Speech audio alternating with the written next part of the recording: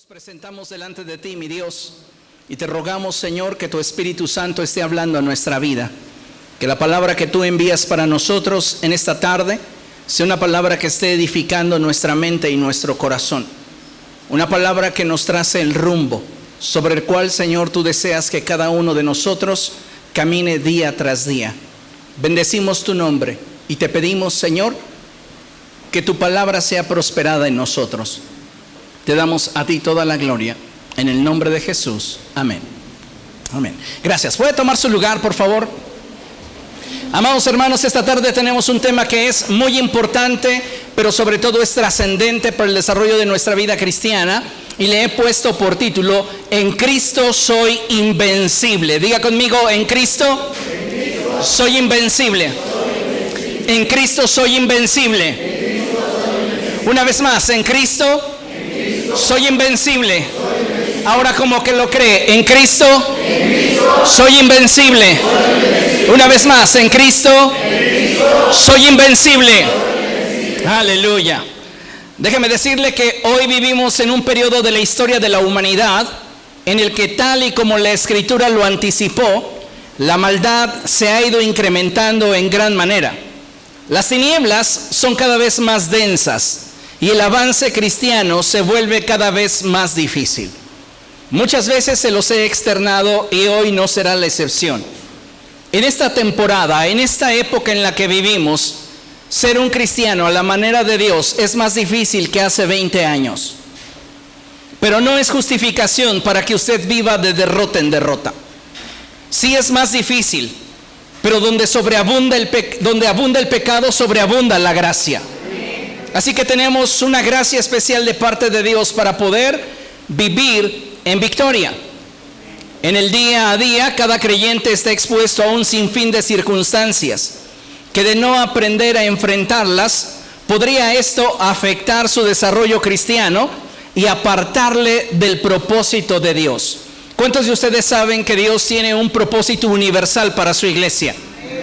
Pero no solamente Dios tiene un propósito universal para su iglesia, también Él tiene un propósito individual para tu vida. Y cuando nosotros no aprendemos a enfrentar las circunstancias que en el día a día vivimos, lo que sucede es que comenzamos a debilitarnos espiritualmente, y esas circunstancias, cada vez que se van reforzando sobre nuestra vida, comienzan a empujar nuestra vida en una dirección que nos aparta del propósito de Dios.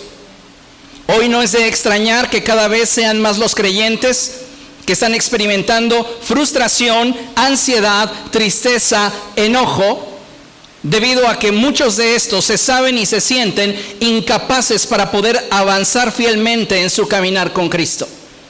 Y es que tal vez para usted esto sea algo nuevo, pero déjeme decirle que no debería serlo.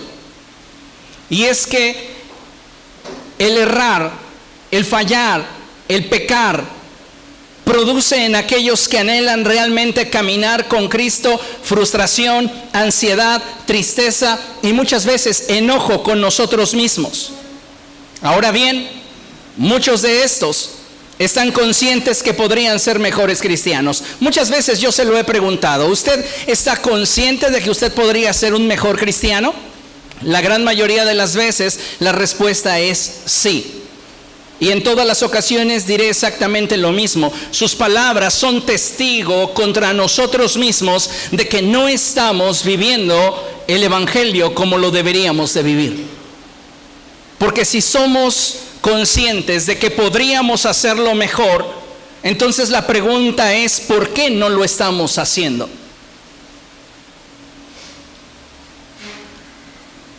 También muchos cristianos hoy día saben que aunque lo que desean sinceramente, que es el agradar a Dios, no pueden debido a su falta de fuerza y capacidad para enfrentar al mundo y sus tentaciones. Este es el otro lado.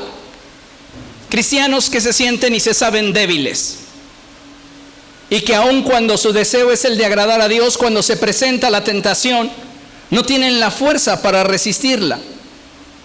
En la Escritura, amados hermanos, encontramos un pasaje que nos permite tener claridad en cuanto a aquello que como hijos de Dios debemos de priorizar. Y vaya conmigo por favor a la primera epístola del apóstol Juan, Primera de Juan, capítulo 2, y vamos a leer a partir del verso 15. Cuando usted lo tenga, diga, gloria a Dios. Primera de Juan, capítulo 2, a partir del verso 15. Y dice la palabra del Señor de la siguiente manera: no amen al mundo, ni nada de lo que hay en él. Si alguien ama al mundo, no tiene el amor del Padre, porque nada de lo que hay en el mundo, lea conmigo, los malos deseos del cuerpo, la codicia de los ojos y la arrogancia de la vida, proviene del Padre, sino del mundo. Es tan claro y tajante el apóstol Juan cuando nos expresa aquello que como hijos de Dios deberíamos priorizar.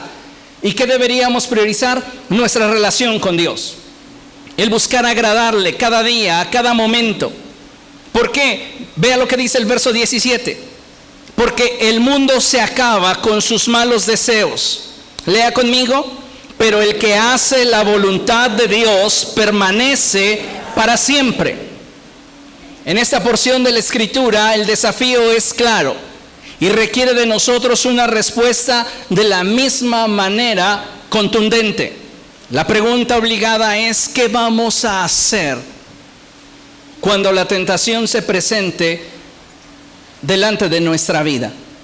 El apóstol Santiago, amada iglesia, nos dice que cada uno de nosotros es tentado de acuerdo a sus propias debilidades. Esto quiere decir que humanamente cada uno de nosotros tiene inclinaciones que, de no atender, podrían ser el medio a través del cual Satanás se valdría para someternos y atormentarnos. Y es que aquí hay algo muy interesante. Cuando tú pecas, el pecado produce en tu naturaleza pecaminosa placer, en tu cuerpo placer, pero hay una secuela de condenación en tu mente y en tu alma.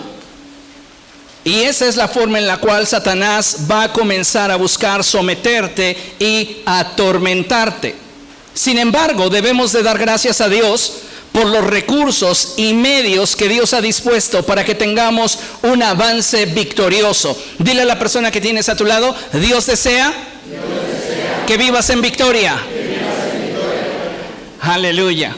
Necesitamos entender esta verdad. Dios quiere que cada uno de nosotros, amados hermanos, viva en victoria. Y para eso quiero que usted entienda perfectamente este pasaje. Y es 1 Corintios capítulo 10, verso 13. Y la palabra del Señor dice así: ustedes no han sufrido ninguna tentación que no sea común al género humano. Lea conmigo: pero Dios es fiel. Una vez más: pero Dios es fiel. Con convicción: pero Dios es fiel. Una vez más: pero Dios es fiel. Sabe, esto es maravilloso porque cuando hablamos de la fidelidad de Dios, hablamos de su naturaleza. La fidelidad de Dios no es algo que Dios practique, es algo que Dios es. Por eso la Escritura dice cosas como estas: que aunque nosotros seamos infieles, Él permanece fiel porque Él no puede negarse a sí mismo. Dios no practica la fidelidad, así como Dios no practica la santidad. Dios es fiel, Dios es santo. Amén. Entonces es en esa cualidad perfecta de fidelidad que emana de la naturaleza de Dios que Él no permitirá que nosotros seamos tentados más allá de lo que podamos aguantar. Y fíjese, más bien cuando llegue la tentación, Él les dará también una salida a fin de que puedan resistir. ¿Ha visto usted en los restaurantes o tal vez en algún otro lugar que usted haya visitado salidas de emergencia? ¿Cuántas de esas salidas son estrechas? Ninguna. Todas son amplias. ¿Por qué? Porque por estándar debemos entender que una salida de emergencia se va a utilizar en una crisis. Y en una crisis la gente no se va a formar. La gente se va a agolpar. Entonces se requiere que esa salida de emergencia, una vez que se abre, pueda tener la capacidad de permitir que todos los que están dentro de ese lugar puedan salir fácil y rápidamente. La salida que Dios te está proveyendo en el momento de tu mayor debilidad es una salida de emergencia y no es una salida estrecha. Ay, Señor, es que me quedé atorado y no alcancé a salir. Para la otra, ponme una salida más grande. No, la salida de emergencia que Dios está proveyendo a tu vida es una salida bastante amplia. Diga conmigo, es bastante amplia. Lo que pasa es que si no salgo, es porque no quiero. Y esa es una realidad que tenemos que aceptar. Muchos de nosotros, amados hermanos, pecamos no porque la tentación sea irresistible o nos supere en capacidad. Pecamos porque queremos. Está en nuestro deseo el hacerlo. Pero debemos entender que lo que Dios quiere es que usted y yo vivamos en victoria. Y por esta razón es que con base a su fidelidad, Él no permite que podamos ser tentados más allá de lo que podemos aguantar. Ahora, imagínese usted delante de Dios y usted le pregunta: Dios, de acuerdo a tu visión, ¿cuánto puedo aguantar de tentación? Él lo sabe. Ni como para que le responda si Él diga: ¿en serio? ¿Tan poquito? Sí, Señor, de verdad, mira, el mundo me presenta una tentación y es más, no necesito ni siquiera que el diablo venga, yo solito me aviento. ¿Por qué? Porque no hemos madurado lo suficiente. Porque no le hemos cedido el gobierno de nuestra mente y corazón al Espíritu Santo. Continuamos haciendo lo que se nos pega la gana. Nos parecemos tanto a ese periodo en el cual describe la Escritura que en el pueblo de Israel no había rey, así que cada quien hacía lo que mejor le parecía. Y algunos de nosotros, amados hermanos, vivimos así nuestro cristianismo. Sin un gobierno, sin un señorío que nos permita delimitar lo que hacemos, la manera en la que actuamos, la manera en la que pensamos, la manera en la cual hablamos y nos relacionamos. Hay personas que piensan que los límites solamente frustran nuestra libertad, pero no es así. Donde no hay límites, hay libertinaje. Los límites siempre son saludables. Cuando Dios colocó a Adán dentro del huerto, si usted lee con atención, el huerto estaba bien delimitado. Tenía límites. Así que los límites siempre son saludables. Y la Escritura nos enseña que Dios ha establecido límites para cada uno de nosotros en particular. Y Él sabe hasta qué punto nosotros podemos resistir. Y cuando nos estamos acercando a ese umbral en el cual nuestra capacidad no nos va a dar para poder resistir más, es que Él entonces nos abre una puerta, nos provee de una salida a fin de que podamos resistir. Y de esa manera podamos seguir viviendo en victoria. Ahora, entienda esto: Dios no va a impedir que usted sea tentado. Porque algunos de nosotros llegamos a creer o pensar que por estar en Cristo ya no vamos a ser tentados. Y cada vez que usted es tentado dice: es que ¿acaso será que la obra del Espíritu en mí no se está llevando a cabo? ¿Acaso será que no nací realmente de nuevo? ¿Acaso será que no estoy siendo templo del Espíritu Santo? Mira, si naciste de nuevo, si eres nueva criatura, si eres templo del Espíritu Santo, pero hay una naturaleza en ti que tiene una inclinación a hacer lo malo. Y esa naturaleza va a estar contigo hasta el día en el cual partas a la presencia del Señor. Entonces, quiero que tengas claro esto, porque Dios no va a impedir el que seas tentado. No se lo impidió a Adán y a Eva. La serpiente se presentó ante Eva y la tentación fue que al desobedecer a Dios, ella sería semejante a Dios, conocedora del bien y del mal. Eso le pareció a ella muy atractivo.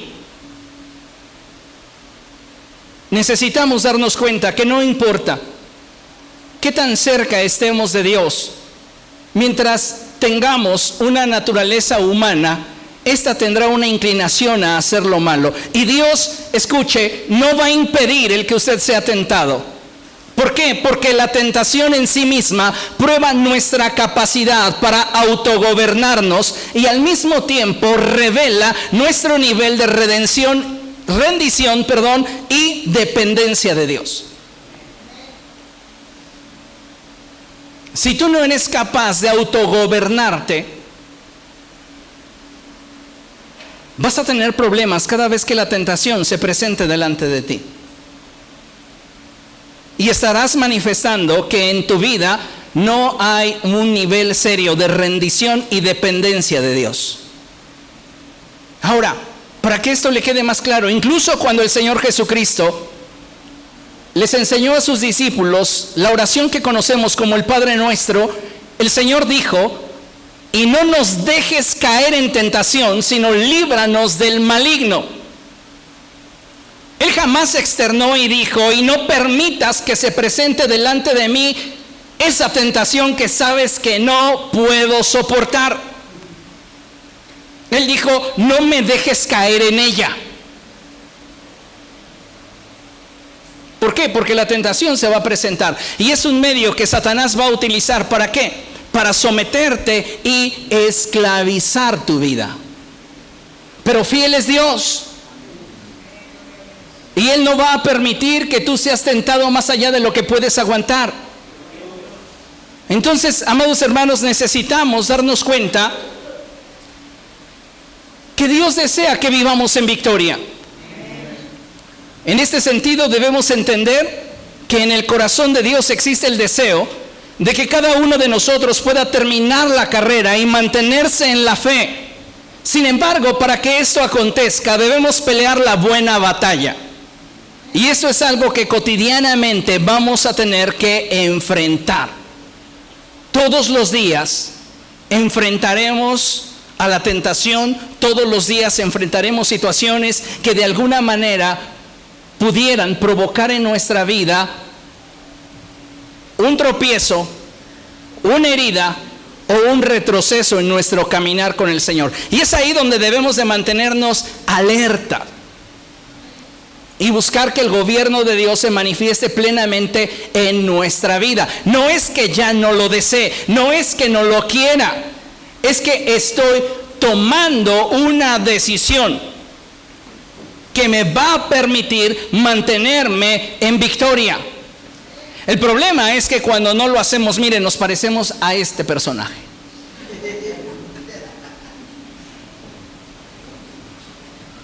¿Cuántos de nosotros constantemente caemos en el knockout que nos provoca la tentación? Como creyentes, debemos estar conscientes que en la defensa de nuestro caminar con Cristo, no todo lo que hacemos lo hemos hecho bien, y es ahí donde Satanás ha marcado su ventaja. Debemos de estar conscientes y ser lo suficientemente honestos como para decir: realmente mi caminar con Cristo podría ser mejor si yo tomara una decisión más radical de qué hacer cada vez que enfrento la tentación. El problema es que, permítame la expresión, pero a veces como pueblo del Señor somos demasiado ingenuos y nos gusta vivir al límite. Imagínense que la orilla de la plataforma es el límite, y muchos de nosotros, en lugar de mantenernos a la distancia del límite, que sería lo más prudente, nos encanta acercarnos y decir: no hay peligro, y un poco más: no hay peligro. Y es más, estamos en la orillita y decimos: no hay peligro, hasta puedo tal vez jugar un poco, no hay problema. Pero ¿cuántas veces, amados hermanos, hemos sido testigos de que vivir en ese límite pudiera provocar en nuestra vida un problema? Y no estoy hablando de una situación que pudiera afectarte externamente. Te hablo de esas situaciones que son dolorosas porque precisamente están en tu interior. Necesitamos entender que cada vez que nuestro adversario, el diablo, logra asestarnos un golpe, cada vez que a través de las circunstancias que vivimos logra ponernos el pie y caemos, nuestra mente y corazón, nuestra alma se ve afectada. Y no podemos responsabilizar al diablo. ¿A cuántos de ustedes les gustaría echarle la culpa al diablo? ¿Sabes qué? No podemos culpar a Satanás. Tenemos que hacernos responsables de aquello que nosotros permitimos. ¿Y cuál es la respuesta? ¿Cuál es la solución a aquello que yo permití? Establecerle un límite. Establecerme una estrategia que me permita no volver a incurrir en aquello que ha herido mi corazón, en aquello que ha lastimado o marcado mi alma. En cada tropiezo, error o falla, nuestra voluntad jugó un papel determinante en su desarrollo. Hace tiempo escuchaba a un psicólogo decir que cuando existe violencia física en una relación, esta siempre deja su marca sobre la piel, la cual generalmente con el paso de los días desaparece. Sin embargo, cuando la violencia es de índole emocional o mental, esta deja una herida en el alma que no necesariamente con el paso del tiempo se sana. Y de forma consecuente, amados hermanos, a veces no nos hemos dado cuenta que cuando desobedecemos la palabra de Dios, nos exponemos a heridas, dolor y vergüenza, que de haber obedecido el mandamiento, no sufriríamos. El problema de muchos de nosotros es que estamos siendo tardos para obedecer y nos dejamos arrastrar por nuestras emociones, nos dejamos seducir por el placer y necesitamos, como hijos de Dios, hoy entender que el propósito del Padre para cada uno de nosotros es el de que vivamos en victoria. Como muchos de nosotros sabemos, el cristiano está librando una batalla diaria. No siempre es fácil librar las trampas de nuestro enemigo, y mayormente aquellas que constantemente están delante de nosotros.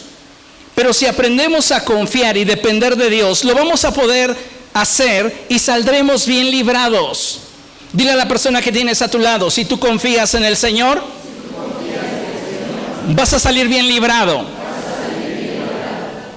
En el pasaje que leímos anteriormente, en 1 Corintios, capítulo 10, verso 13, el apóstol Pablo nos revela una verdad, y es que en los momentos de mayor presión, el Señor siempre nos dará una salida. Él nos dará la oportunidad de decidir si neciamente sufrimos el daño o si nos apartamos de aquello que podría provocar nuestro mal. La pregunta es, ¿qué va a hacer usted? La Escritura dice que el avisado o el sabio ve el mal y ¿qué hace? Se aparta. Pero el necio pasa de largo y sufre el daño. En este sentido, me gustaría que pudiéramos entender que Dios ha provisto de todas las cosas para nuestra edificación y bendición. De modo que el deseo de que usted y yo vivamos en victoria, el deseo que Dios tiene por vernos victoriosos, no se limita simplemente a un sentimiento de Dios para nuestra vida. Ay, cómo desearía que mi hija, mi hijo viviera en victoria, pero no te da lo suficiente para que vivas en victoria. Entonces, ese deseo no tendría la capacidad de realizarse. Pero Dios no simplemente, cuando expresa que desea que vivamos en victoria, se queda simplemente en un deseo de su corazón, sino que ese deseo está claramente definido por su compromiso de proveernos todo lo que necesitamos para poder resistir y mantenernos firmes y fieles a Él. Y uno de esos elementos, amados hermanos, es sin duda la armadura de Dios. Diga conmigo, la armadura de Dios. Una vez más, la armadura de Dios. Mire, considere esto. La armadura de Dios no es un elemento místico o esotérico que el creyente deba utilizar como amuleto o protección contra el mal. La armadura de Dios no es un tipo de tente. Todos esos amuletos, todas esas supuestas protecciones contra el mal, rayan en lo místico y en lo esotérico. Y cuando hablamos de la armadura de Dios, no estamos hablando de un elemento de esta índole. Cuando hablamos de la armadura de Dios, amados hermanos, hablamos de el conjunto de elementos, lea conmigo, que al vivirlos, una vez más, que al vivirlos, otra vez, que al vivirlos, mire, yo he tenido muchas discrepancias con bastantes cristianos que piensan que el Padre Nuestro es una fórmula y que piensan que la armadura de Dios es simplemente un conjunto de simbolismos místicos. No, tanto el Padre Nuestro nos revela una estructura que nos va a permitir vincularnos con Dios, como la armadura de Dios es también un conjunto de elementos que nos va a permitir, de vivirlos, caminar en victoria. Entonces, la armadura de Dios es el conjunto de elementos que al vivirlos nos permitirán enfrentar al mundo y al diablo, dándonos la capacidad de vencer. Y eso es algo que usted debe de tener siempre en su mente. Usted necesita ponerse cada día la armadura de Dios. Pero entienda algo bien interesante, porque hace algunos años escuché a un grupo de cristianos sinceros pero ignorantes. Diga conmigo, sincero pero ignorante. No hay peor mancuerna en el desarrollo de la vida cristiana. Es que yo soy muy sincero, pero realmente no sé ni lo que hago. La sinceridad y la ignorancia no deberían llevarse tan bien, pero lo hacen. ¿Cómo venzo la ignorancia? Con conocimiento. Póngase a estudiar la palabra de Dios. Profundice. Si a usted le cuesta trabajo entender qué es lo que la Biblia dice y le da pereza formularle la pregunta al pastor de lo que usted leyó y no entendió, cómprese un comentario bíblico. Tan simple como eso. A ver qué piensan los eruditos de este pasaje que no entiendo. Eso nos ayudaría muchísimo. El problema es que muchos de nosotros queremos seguir avanzando con un montón de lagunas en nuestra mente. Y si queremos vencer la ignorancia, tenemos que secar esas lagunas. Y eso lo vamos a hacer con conocimiento.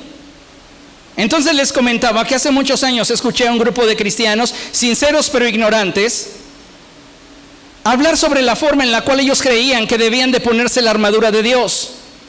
¿Y sabes qué decían? Que ellos todas las mañanas, apenas se levantaban de su cama, comenzaban a recorrer su cuerpo y decían: me pongo la armadura de Dios y el casco, el cinturón, y comenzaban a recorrerse hasta decía, uno de ellos se atrevió a decir: no, pues yo pongo el apresto del evangelio en los pies, y tomaba su Biblia, la tiraba al suelo y la pisaba y decía: el apresto del evangelio en los pies.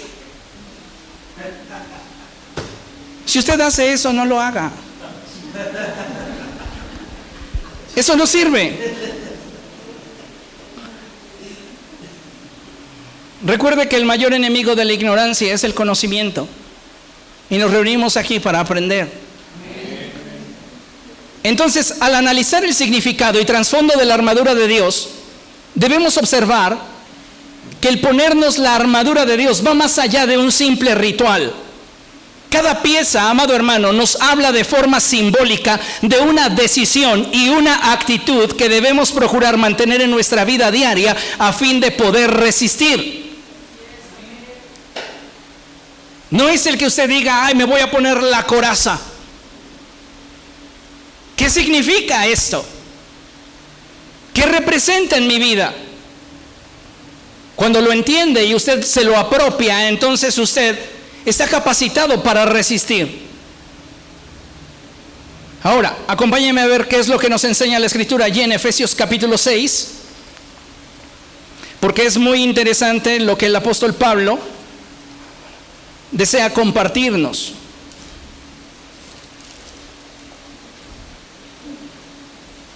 Algunos de nosotros estamos tratando de vivir la vida cristiana y soportar los embates del mundo, de Satanás, sin tener puesta la armadura.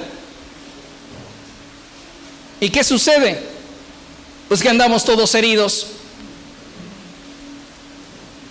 Efesios capítulo 6, a partir del verso 10. Cuando lo tenga, diga gloria a Dios. Ve nada más qué hermosa expresión del apóstol Pablo. Y dice, por último, fortalezcanse con el gran poder del Señor. No hay nada, amado hermano, que pueda usted fortalecerle en el desarrollo de su vida cristiana y darle la solidez que su vida espiritual necesita, como el tener intimidad con el Señor. Cuando la mujer de flujo de sangre se atrevió a extender su mano y tocar el borde del vestido de Jesús, el Señor dijo, alguien me ha tocado. Sus discípulos se escandalizaron y dijeron, por favor, ¿cómo te atreves a decir que alguien te ha tocado si hay un montón de gente en tu derredor? Y el Señor dijo, yo sé que alguien me ha tocado porque de mí ha salido poder. ¿Qué necesitas? Acercarte a Dios, tener intimidad con el Señor, y entonces tú vas a ser fortalecido con su poder. Amén. El apóstol dice, por último, fortalezcanse con el gran poder del Señor, pónganse toda la armadura de Dios para que puedan hacer frente a las artimañas del diablo. Satanás es un asesino y él desea destruir tu vida.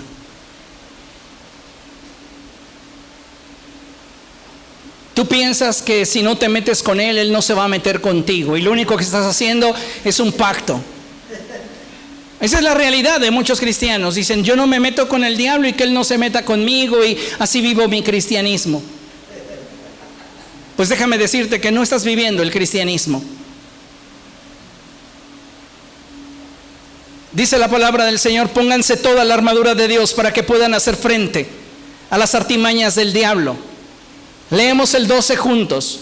Porque nuestra lucha no es contra seres humanos, sino contra poderes, contra autoridades, contra potestades que dominan este mundo de tinieblas, contra fuerzas espirituales malignas en las regiones celestiales.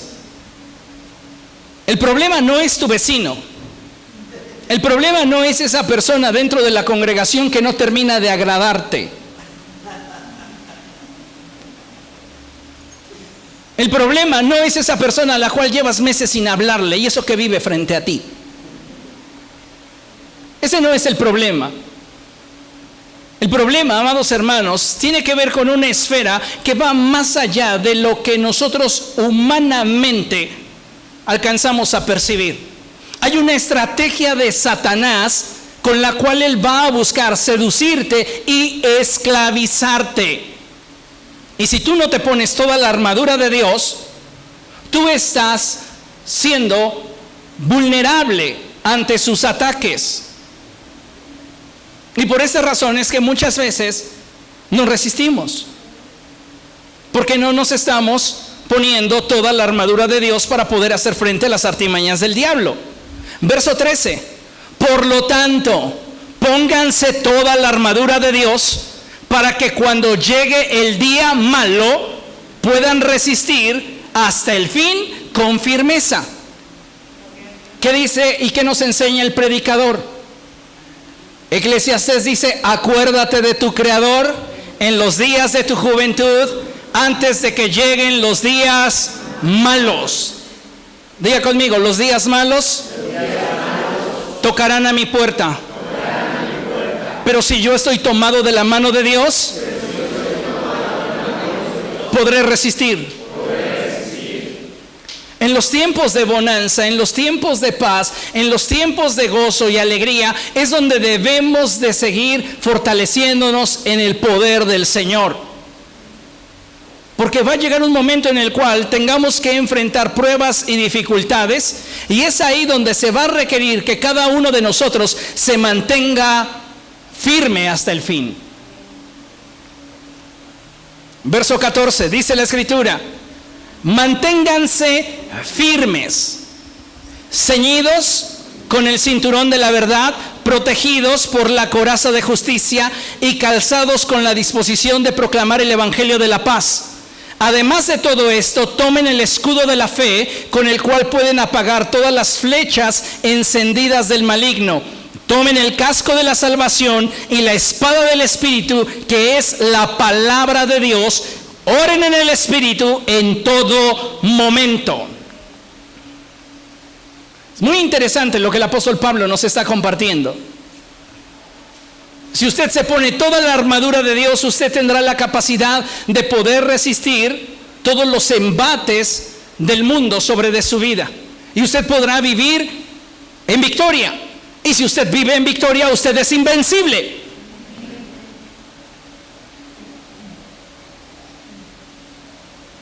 Satanás desea que usted se convierta en su próximo trofeo.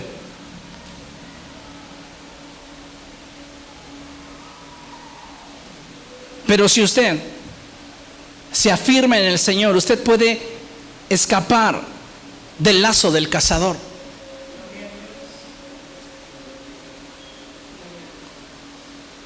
¿Ha visto alguna vez algún programa de vida salvaje?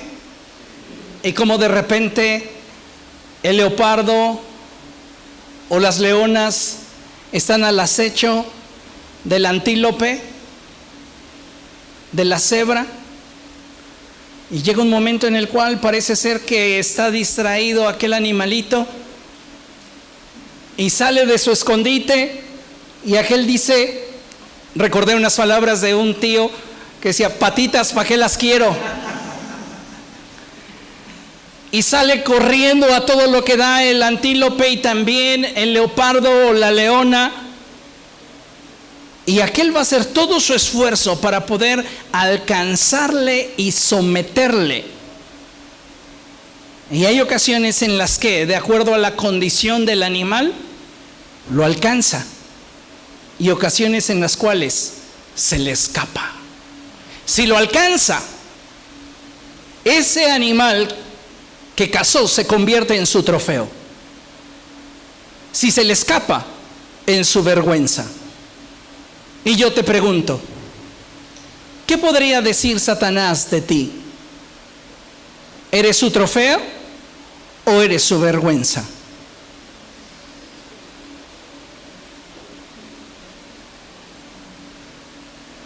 A veces, amados hermanos, vamos a pelear con la tentación. Pongamos el caso de José.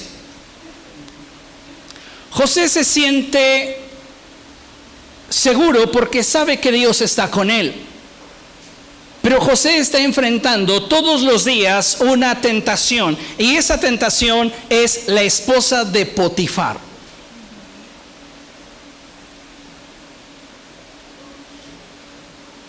Esa mujer le decía a José: acuéstate conmigo. Y dice la Escritura que en una ocasión en la cual José estaba solo, y no había nadie más en la casa sino solamente él y esta mujer, ella se acercó a él y comenzó a intentar seducirlo. Ahora, aquí hay un dato muy interesante, porque algunos de nosotros llegamos a pensar que José siempre fue contundente, y yo no quiero golpear tu teología,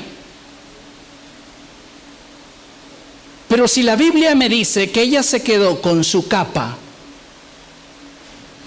es porque José estuvo a punto de caer. El único que ha sido tentado en todo, mas sin pecado, fue Jesús. ¿Qué determinó que una vez que él ya se había quitado la capa, dijera: mejor no? ¿Su falta de deseo por la mujer? ¿Su falta de interés? ¿Su falta de ganas? ¿Sería que José a la mera hora se dio cuenta que era una persona que no había definido sus preferencias? ¿Qué fue? Su temor de Dios.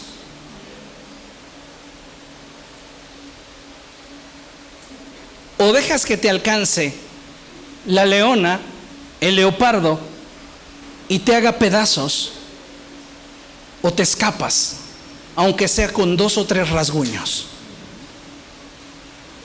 Amados hermanos, estamos hablando de nuestra libertad espiritual, de nuestra integridad delante de Dios.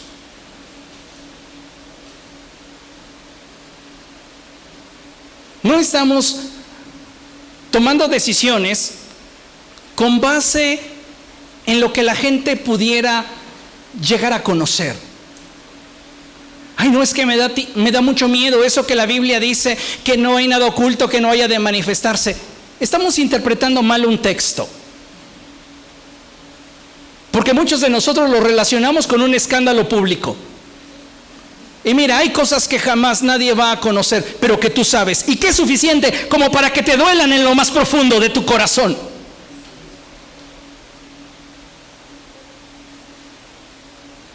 Esa es la huella del pecado.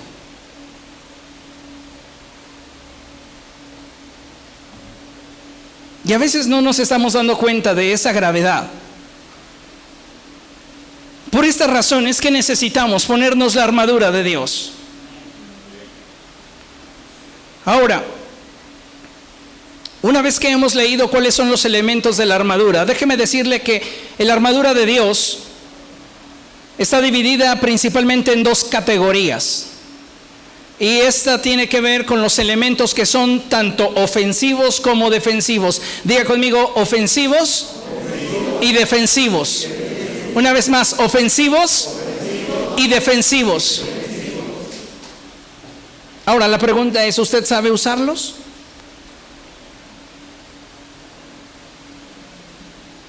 Porque eso es algo que debemos de considerar y entender, que de nada nos serviría decir que estamos portando la armadura de Dios si no estamos usándola. Yendo un poco más allá, me gustaría resaltar el orden en el que el apóstol Pablo menciona cada uno de estos elementos. ¿Por qué? Porque es importante.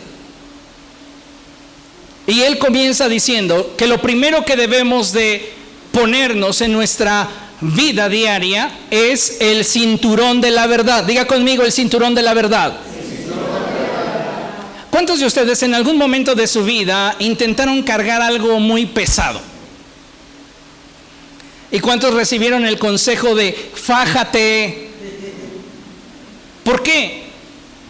Porque en la cintura, amados hermanos, es donde está, yo lo llamo nuestro centro de poder. Si no estás bien fajado de la cintura, puedes lastimarte seriamente. Y tu capacidad de poder realizar el esfuerzo se ve reducida dramáticamente. Entonces, cuando tú te colocas el cinturón de la verdad, tu capacidad para realizar cualquier esfuerzo, tu capacidad para tener mayor estabilidad se incrementa. Hagan la prueba. Intente cargar a su hijo mayor sin fajarse y luego inténtelo hacer fajándose. Hasta le va a parecer a usted sencillo, tal vez dependiendo cuánto pese. O mejor no lo haga si ya es un adolescente, tal vez hasta se hernie. Pero a lo que voy, amados hermanos, es que en nuestra cintura, reitero, está nuestro centro de poder, nuestra capacidad para poder hacer esfuerzo y mantener equilibrio. ¿Qué simboliza el cinturón de la verdad? Bueno, pues el cinturón de la verdad alude a los principios fundamentales de la palabra de Dios. Diga conmigo, a la doctrina. A la doctrina. Los cuales tienen que ser el cimiento y sostén de nuestra vida. Si en tu vida no hay el conocimiento de la doctrina cristiana y no vives de acuerdo a la doctrina bíblica, amados hermanos, tu vida no tendrá estabilidad. No es decir, me pongo el cinturón de la verdad. Ay, hasta voy a dejar de respirar para que me apriete mejor. Eso alude a principios fundamentales del entendimiento de la doctrina bíblica.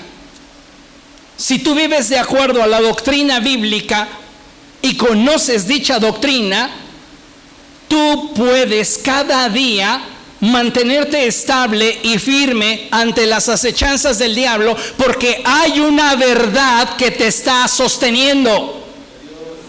Hay una verdad que te está protegiendo. Amén. Luego el apóstol Pablo menciona la coraza de justicia. Y eso es algo muy interesante, porque esta alude a la justicia de Dios que nos ha sido imputada por el Espíritu Santo al haber creído en Jesucristo, pero que es puesta en marcha en nuestro diario vivir por el poder de Dios.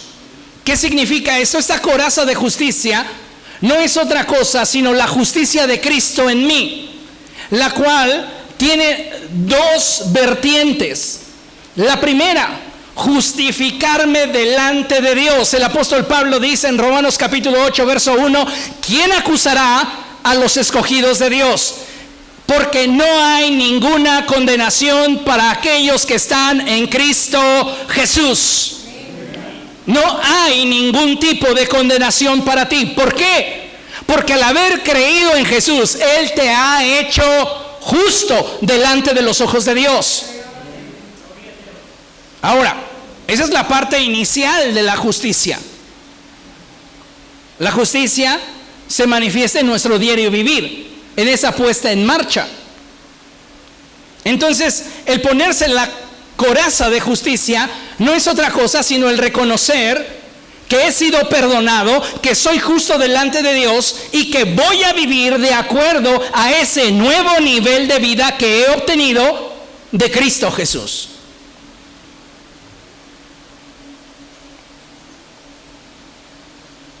Si queremos nosotros experimentar los beneficios de la coraza de justicia, debemos de vivir en justicia.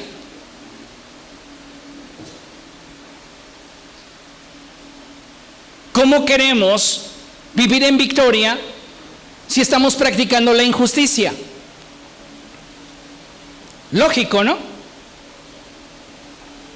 Entonces necesitamos, amados hermanos, vivir en justicia y estaremos a salvo. La tercera pieza de la armadura que menciona el apóstol Pablo tiene que ver con el calzado. Y él dice: calzados con la disposición de proclamar el evangelio de la paz. ¿Qué significa esto? Que si queremos nosotros contrarrestar las obras del maligno, debemos avanzar en esta batalla. Y una forma de estar avanzando y conquistando es predicando el evangelio. Algunos cristianos no están compartiendo el evangelio. Nadie en tu trabajo sabe que eres cristiano. Ay, pastor, ¿y eso en qué cambia? En mucho. Porque cuando te sientes inestable, tu conciencia va a impedirte ir más allá de los límites que Dios ha establecido para tu vida, por causa de que sabes que otros saben quién eres. Pero si no compartimos el evangelio, entonces actuamos como aquellos que no conocen a Cristo. Total, nadie me conoce, nadie sabe quién soy. En la medida que tú compartes de Cristo, te estás protegiendo y estás avanzando en este terreno espiritual, conquistando. ¿Qué necesita un ejército para ir conquistando? Avanzar. No podemos decir: este territorio ya es nuestro, si ni siquiera lo hemos invadido, si ni siquiera lo hemos tocado. ¿Comprende? El apóstol Pablo, en cuarto lugar, dice que necesitamos tomar el escudo de la fe. Pero aquí hay una palabra muy interesante en el griego y tiene que ver con la expresión dada a esta palabra tomen, que significa literalmente levantar del piso. ¿Esto qué tiene que ver o esto cómo aplica?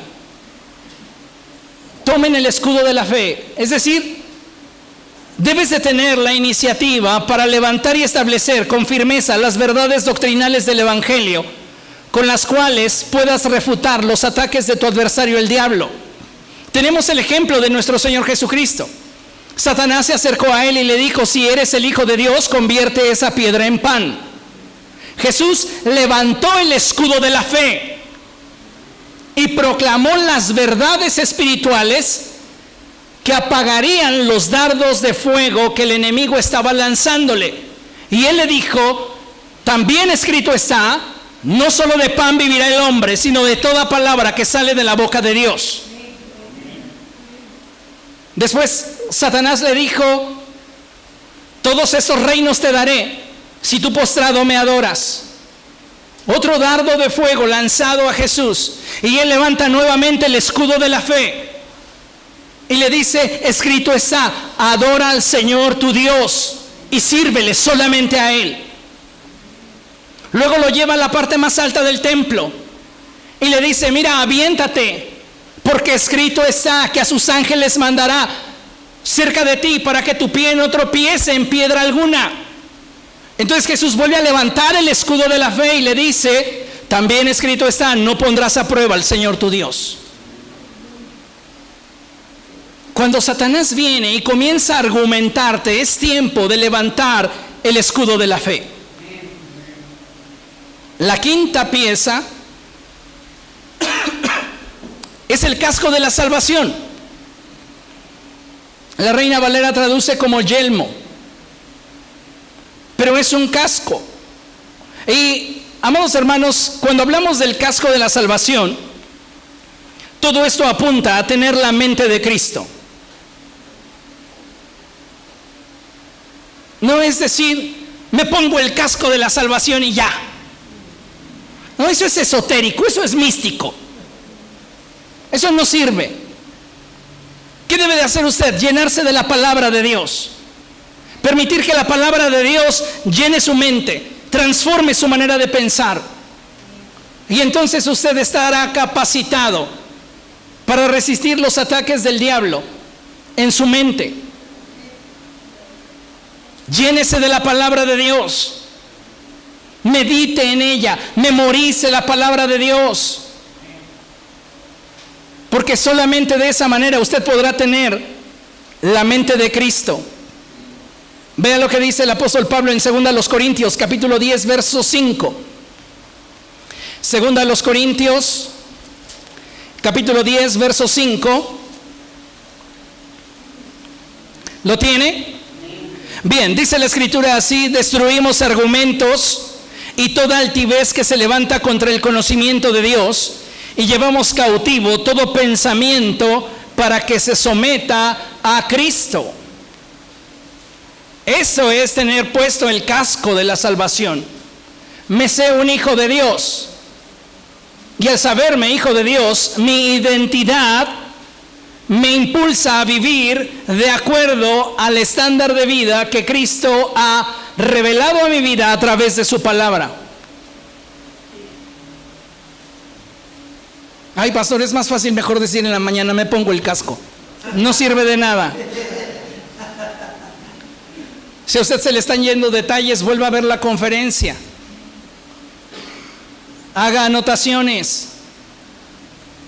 Enriquezca su vida espiritual. Eso va a requerir más disposición de usted. El sexto elemento que el apóstol Pablo menciona es la espada del Espíritu, que es la palabra de Dios.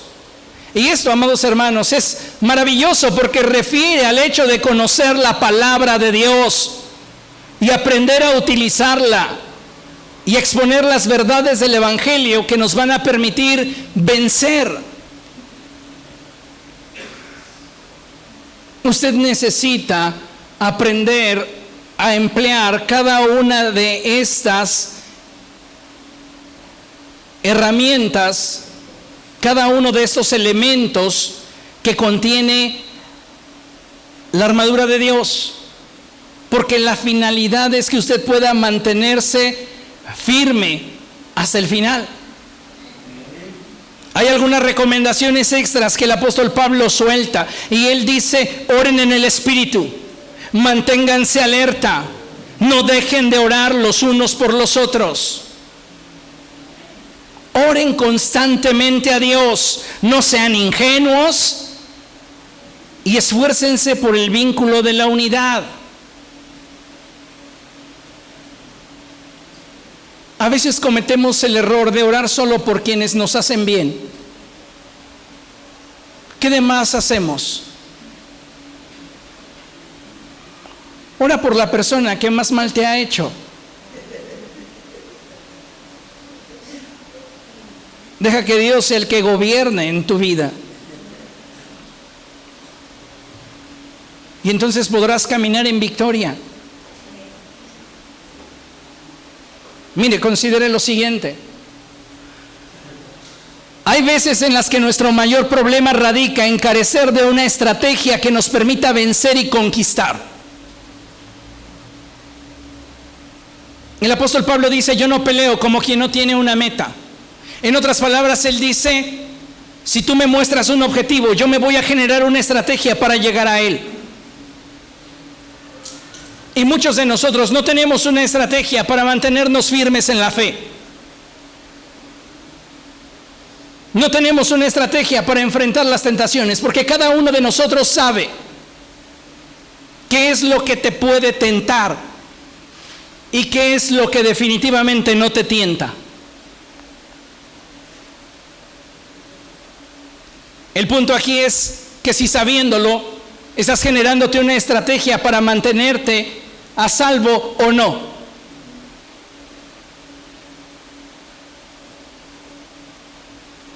¿Cuál fue la estrategia de José?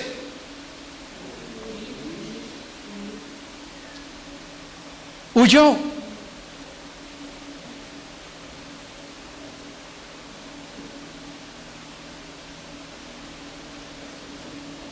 ¿Qué vas a hacer tú?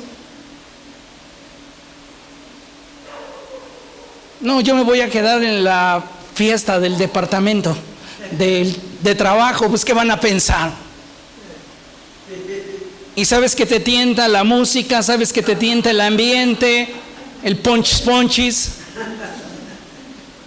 No, pues es que si me voy, ¿qué van a decir de mí? Ay, Señor, fortaléceme, pero que no vayan a poner la que iba siempre a las fiestas, ¿cómo se llamaba? ¿Cómo? La que siempre va a los bailes. ¿Cómo? La Chona.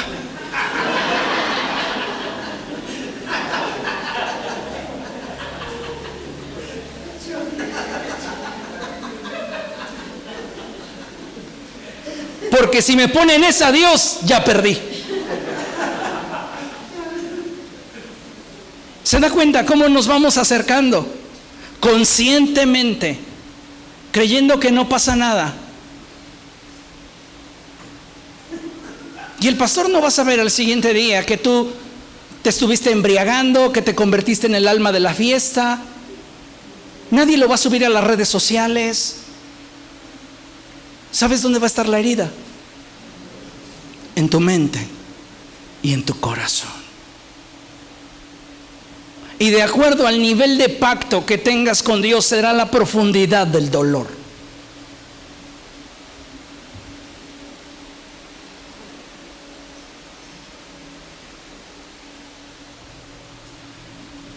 Hay veces en las que nuestro mayor problema radica en carecer de una estrategia que nos permita vencer y conquistar. Muchos creyentes en la actualidad viven desestimando la batalla en la que se encuentran, y por esta razón es que sus victorias son escasas y su fuerza mínima. Es tiempo de fortalecernos en el Señor y armarnos de una actitud que nos permita resistir y mantenernos firmes en el camino de nuestra salvación.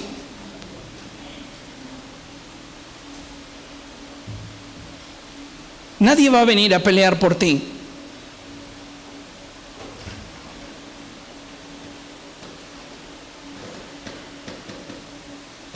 Se trata de tu relación con el Señor. Es más, no esperes a que alguien venga a decirte: es que esto que veo en ti está mal.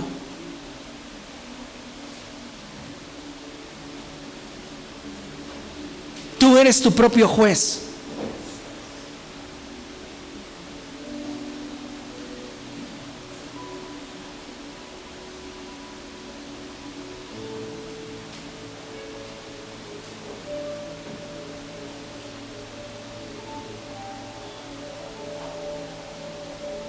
Dios quiere que seas invencible. Y en Cristo puedes ser invencible si tú te lo determinas, si tú lo decides.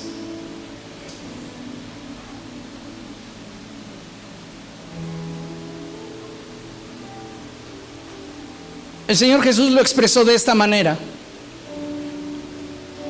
Y Él dijo: si tu ojo te es ocasión de caer, sácalo de ti. Si tu mano te es ocasión de caer, échala de ti. Si tu pie te es ocasión de caer, échalo de ti. Él no está optando por una iglesia de tuertos, mancos y cojos. Si entendemos el pasaje más allá, dice: si con lo que ves afectas tu relación conmigo, mejor que dejes de ver lo que te aleja de mí, a que por verlo te separes de mí. Si lo que haces, que representa las manos, lo que hacemos, te separa de mí, mejor déjalo de hacer por causa de permanecer conmigo. No sea que siguiéndolo haciendo te alejes de mí. Los pies representan el estilo de vida. Si tus hábitos, si tu forma de vivir te separa de mí, es preferible que la cambies a que dejes de tener una relación conmigo. Porque Satanás te está acechando y las circunstancias que el mundo te presenta tienen una finalidad: someterte y esclavizarte.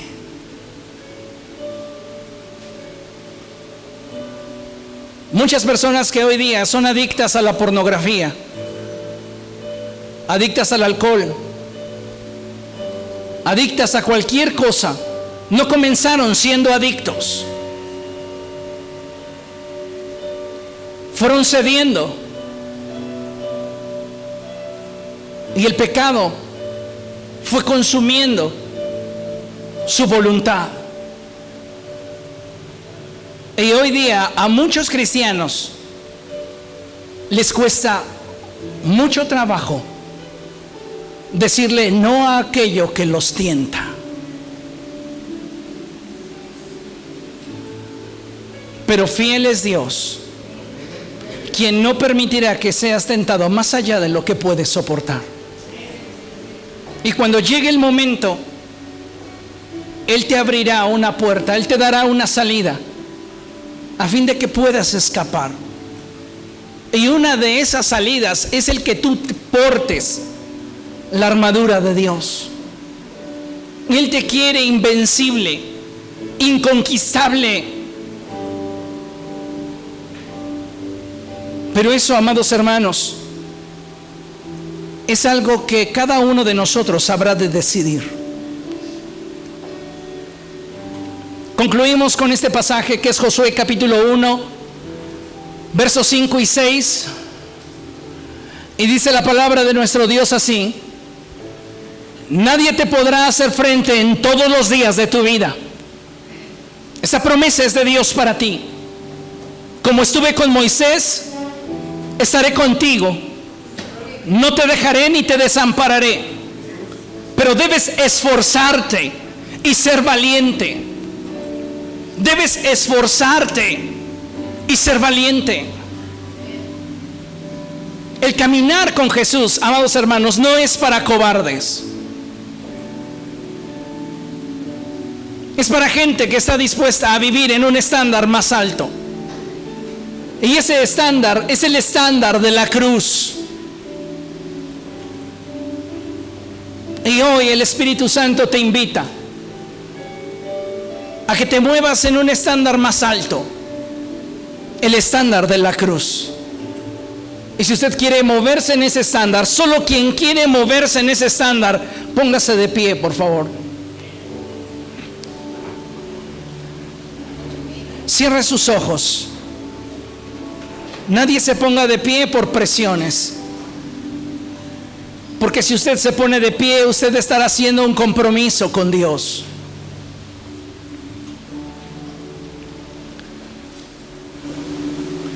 Dígale al Señor: Espíritu Santo, he escuchado tu palabra y hoy te pido que vengas sobre de mí y transformes mi mente y corazón. Dame la capacidad para rendirme a ti y para que cada día tú gobiernes en mi vida. Abre mis ojos para ver y dame un corazón sensible para que cada día yo pueda agradarte con mi vida. Hoy, Señor, hago un pacto contigo de entregarme sin reservas, sin condiciones, para que sea tu obra manifiesta en mi vida. Hoy determino que seas tú gobernando mi vida. Ayúdame, oh Dios, a resistir con firmeza hasta el fin, y que sea yo motivo de gloria a tu nombre.